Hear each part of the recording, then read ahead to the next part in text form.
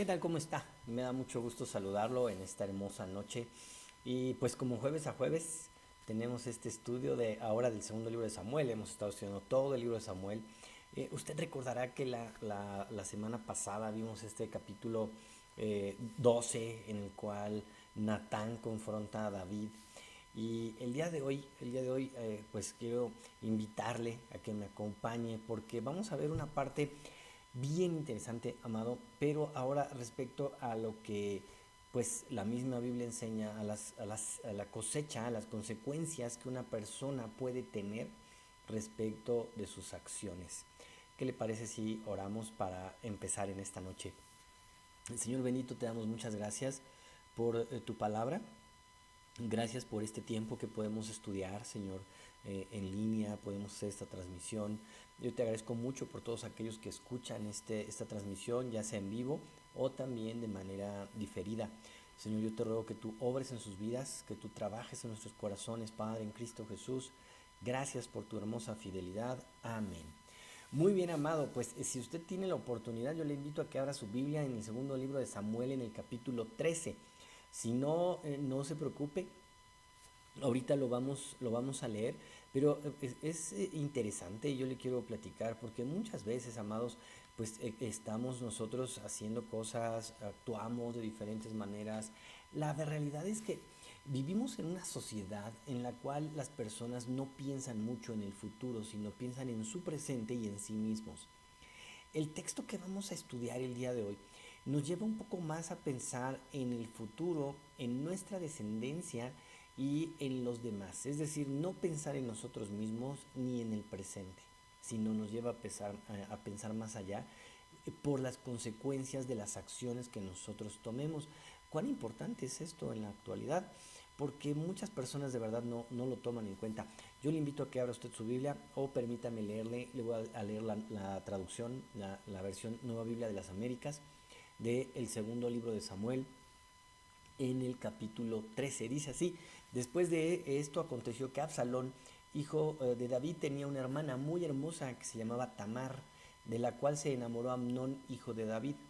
Y Amnón estaba tan atormentado a causa de su hermana Tamar que se enfermó porque ella era virgen y le parecía difícil a Amnón hacerle alguna cosa. Pero Amnón tenía un amigo que se llamaba Jonadab, hijo de Simea, hermano de David, y Jonadab era un hombre muy astuto. Y este le dijo: hijo del rey, ¿por qué estás tan deprimido día tras día? ¿No me lo contarás? Estoy enamorado de Tamar, hermana de mi hermano Absalón, le respondió Amnón. Entonces Jonadab le dijo: acuéstate en tu cama y finge que estás enfermo, y cuando tu padre venga a verte, dile: te ruego que dejes que mi hermana Tamar venga y me dé algún alimento para comer, y que prepare la comida delante de mí para que yo la vea y la coma de su mano. Amnón se acostó y se fingió enfermo. Cuando el rey vino a verlo, Amnón dijo al rey: te ruego que venga mi hermana Tamar y haga 2 tortas delante de mí para que yo coma una de su mano. Y David envió mensaje a Tamar a su casa diciendo: ve ahora a la casa de tu hermano Amnón y prepárale la comida. Fue pues Tamar a la casa de su hermano, y él estaba acostado, y ella tomó masa, la amasó, hizo tortas delante de él y las coció. Y tomando la sartén, la sirvió delante de él, pero él rehusó comer. Y Amnón dijo: que salgan todos de aquí. Y todos salieron de allí. Entonces Amnón dijo a Tamar: trae la comida a la alcoba para que yo coma de tu mano. Y Tamar tomó las tortas que había hecho y las llevó a su hermano Amnón a la alcoba. Cuando ella se las llevó para que comiera, él echó mano y le dijo: ven, acuéstate conmigo, hermana mía. Pero ella le respondió: no, hermano mío, no abuses de mí, porque tal cosa no se hace en Israel, no cometas esta terrible ofensa. Pues ¿a dónde iría yo con mi deshonra? Y tú serías como uno de los insensatos de Israel. Ahora pues te ruego que hables al rey, que él no me negará a ti. Pero él no quiso escucharla. Como era más fuerte que ella, la forzó y se acostó con ella. Entonces Abnón la aborreció con un odio muy grande, porque el odio con que la aborreció fue mayor que el amor con el que la había amado. Y Amnón le dijo: levántate y vete. Pero ella le respondió: no, porque esta injusticia que me haces echándome fuera es mayor que la otra que me has hecho. Pero él no quiso oírla.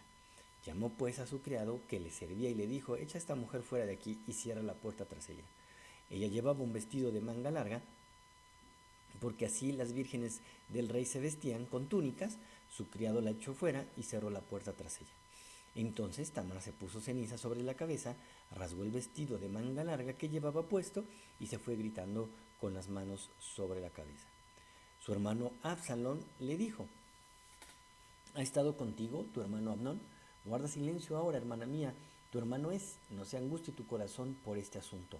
Tamar pues se quedó desconsolada en casa de su hermano Absalón. Cuando el rey David se enteró de todas estas cosas, se enojó mucho. Pero Absalón no le habló a Amnón ni bien ni mal, pues odiaba a Amnón porque había violado a su hermana Tamar. Después de 2 años, teniendo Absalón esquiladores de ovejas, en Baal-Azor, que está junto a Efraín, invitó a todos los hijos del rey. Y Absalón vino al rey y le dijo: su siervo tiene ahora esquiladores de ovejas, ruego que venga el rey y sus asistentes con sus siervos. Pero el rey respondió a Absalón: no, hijo mío, no debemos ir todos para no ser carga para ti. Y aunque le insistió, no quiso ir, pero lo bendijo. Entonces Absalón dijo: pues si no, le ruego que deje ir a mi hermano Amnón con nosotros. ¿Por qué ha de ir contigo?, le preguntó el rey. Pero cuando Absalón le insistió, dejó ir a él con él a Amnón y a todos los hijos del rey. Absalón ordenó a sus siervos y dijo: miren, cuando el corazón de Amnón esté alegre por el vino y cuando yo les diga: hieran a Amnón, entonces mátenlo, no teman, no se los he mandado yo, tengan ánimo y sean valientes. Y los siervos de Absalón hicieron a Amnón tal como Absalón les había mandado. Entonces todos los hijos del rey se levantaron y montándose cada uno en su mulo, huyeron. Estando aún ellos en el camino, llegó a David el rumor que decía: Absalón ha dado muerte a todos los hijos del rey y no ha quedado ni uno de ellos. Entonces el rey se levantó, rasgó sus vestidos y se echó en tierra. Y todos sus siervos estaban a su lado con los vestidos rasgados. Y Jonadab, hijo de Simea, hermano de David, dijo: no crea mi señor que han dado muerte a todos los jóvenes, hijos del rey, pues solo ha dado muerte a Amnón, porque esto había sido determinado por decisión de Absalón desde el día en que Amnón violó a su hermana Tamar. Ahora pues, no tome en serio mi señor al rey el rumor que dice: todos los hijos del rey murieron, porque solo Absalón ha muerto. Entre tanto, que Absalón había huido, y el joven que estaba de atalaya alzó los ojos y miró, y aquí mucha gente que venía por el camino que estaba a sus espaldas del lado del monte. Y Jonadab dijo al rey: son los hijos del rey que vienen conforme a la palabra de su siervo, así ha sucedido. Apenas había acabado de hablar, los hijos del rey llegaron, alzaron su voz y lloraron. También el rey y todos sus siervos lloraron muy amargamente. Huyó Absalón y fue al Talmaí, hijo de Amiud, rey de Gesur, y David lloraba por su hijo todos los días. Así fue que Absalón huyó a Gesur y estuvo allí 3 años. Y el rey David ansiaba ir a donde estaba Absalón, pues con respecto a Amnón, que había muerto, ya se había consolado. Amados, como le platicaba yo en este pasaje, nosotros podemos ver un aspecto principal, y es que el Señor se asegura que su justicia sea satisfecha. Y algunas veces los hijos van a repetir los errores de los padres. Cuán importante es esto para nosotros en este tiempo, porque muchas veces, amado, nosotros damos por sentado de que nuestros hijos van a ser educados en las escuelas, van a ser formados en las iglesias, y creemos que lo que nosotros hacemos no tiene mayor consecuencia. Sin embargo, nosotros vemos en este texto que Dios siempre va a ver que su justicia sea satisfecha, y va a haber momentos en los cuales algunos de los hijos puedan repetir los pecados de los padres. Y en otras ocasiones hasta se sorprende uno, ¿verdad? De decir, ¿pero de dónde? ¿Cómo? Bueno, esto es un patrón. Hay 2 temas importantes aquí en este texto, en este capítulo 13. El primero, bueno, es ver cómo los hijos de David pues repitieron los pecados del padre, tanto Amnón como Absalón, de manera diferente. Si usted se fija, Amnón por un lado, tomando a su hermana y deshonrándola, violándola, lo cual vemos que David lo había hecho con Betsabé, en ese caos moral que se estaba empezando a ver. Y por otro lado, nosotros vemos como Absalón mata a Amnón, también repitiendo el patrón que David había tenido con Urías Eteo. Quiero que note cómo esto es tan significativo y hay varias cosas en el texto que me gustaría que nosotros pudiéramos notar el día de hoy. Inicialmente nosotros vemos cómo, pues en el texto dice que después de que aconteció que Absalón, hijo de David, tenía una hermana, ya había pasado el tiempo, se describe una escena propiamente de la familia real, pero, amado, hay algo que nosotros podemos ver en estos textos, cuando Amnón quiere acostarse con su hermana Tamar, dice, por ejemplo, que tenía un amigo llamado Jonadab, que era astuto, pero esta astucia, si usted se fija, versículo 3, era una astucia para lo malo y lo perverso. Es decir, la maldad estaba ahí, estaba latente en el hijo del rey, en Amnón, pero siempre va a haber alguien, amado, que dé un mal consejo, que le dé la pauta a alguien para pecar. Y es bien importante que nosotros también nos demos cuenta, por supuesto, quiénes son las amistades de nuestros hijos, con quién andan, y aún nosotros, porque independientemente como padres, es altamente recomendable que tú cuides tus amistades, porque independientemente de la edad que tengan tus hijos, ellos van a imitar lo que tú haces. Entonces, nosotros vemos aquí en este versículo 3, dice que Amnón tenía un amigo que se llamaba Jonadab, el cual era hermano de David, estaba relacionado con ellos, pero dice que era muy astuto. Él fue el que le dio la idea. Cuán importante, amados, es aprender a escoger nuestras amistades, porque si seguimos la línea del texto nos vamos a dar cuenta de algo. En ningún momento se le inculpa o se le carga pecado a este hombre, a Jonadab, al amigo, y eso que fue el que tuvo la idea. Y no porque no tenga pecado, sino que más bien la responsabilidad es de la persona, de la que lo ejecuta. Y esto es fundamental. Y nosotros debemos de darnos cuenta de eso. No se trata de que sea como en el libro de Génesis, cuando Dios le pregunta a Adán y digas, la mujer que me diste, no se trata de echarle la culpa a nadie. Si tú haces algo incorrecto, no puedes decir es que fue por esto, fue por aquello, es que fue mi amigo el que me dio la idea. Nada, tú tienes la responsabilidad. Y esto es lo que nosotros inicialmente pues vemos en el texto. Después, por supuesto, nosotros vemos la, pues tal vez por llamarle de alguna manera, pero no de la manera, tal vez sea la palabra exacta, pero la inocencia de David, porque pues cuando le dice a Amnón que mande a su hermana Tamar, pues yo creo que no debió de haberlo hecho, pero también aquí notamos algo, y más que, como le decía o le explicaba yo, no es tanto un tema de inocencia, sino que aquí, amado, nosotros podemos ver que David ya no tenía autoridad moral, ni para prohibirle o impedirle o cuidar de su hija Tamar, o impedirle el pecado a Amnón, como tampoco nosotros vemos en el versículo 7, en el versículo, ya ahorita le digo cuál es exactamente,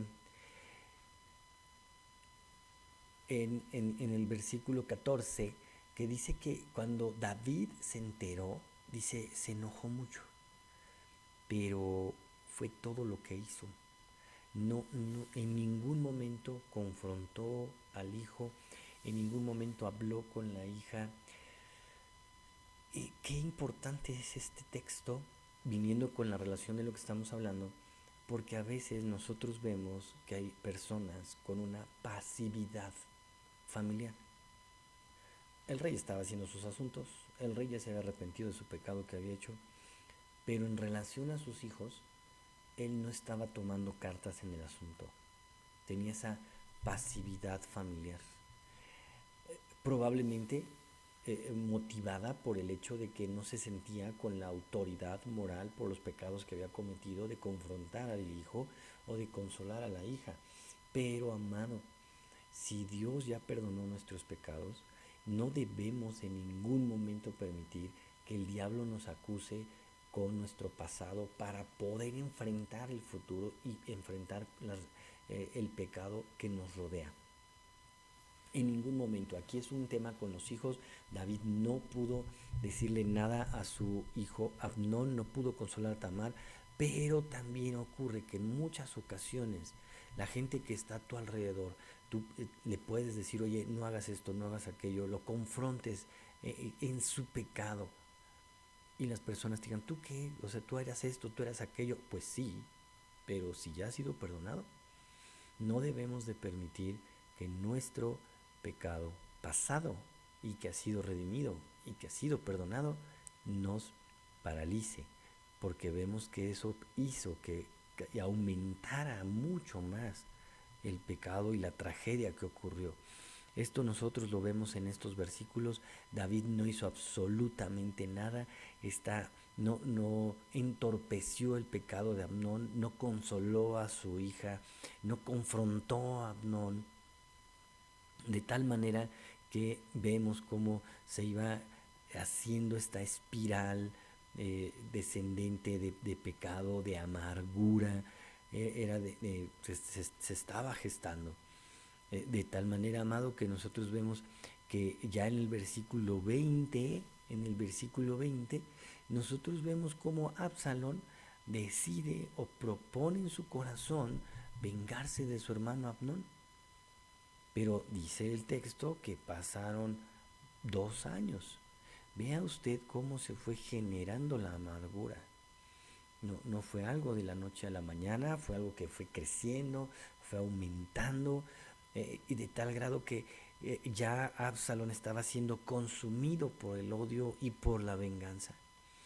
Y lo tenía todo planeado cuando va y le pide a su papá David que él vaya, y él sabía que no iba a ir, manda a los hermanos, y en ese momento entonces inicia esta rebelión de Absalón por matar a su hermano Amnón. Pero no se quedó ahí, usted lo sabe, porque él huye, y dice que al huir, pues en ese momento también David estaba tan confundido que tenía muchísimas cosas que pensar y que hacer.